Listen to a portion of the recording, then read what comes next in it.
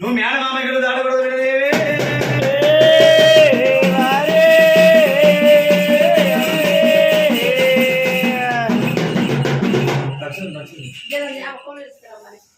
యాభై కొమ్మలాడు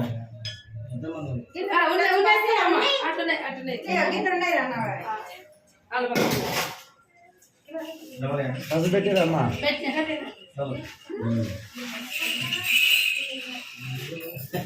డ్రమ్ముల మంచిగా ఆడుతుంది రా చల్లగా అయితే అయిపోతుంది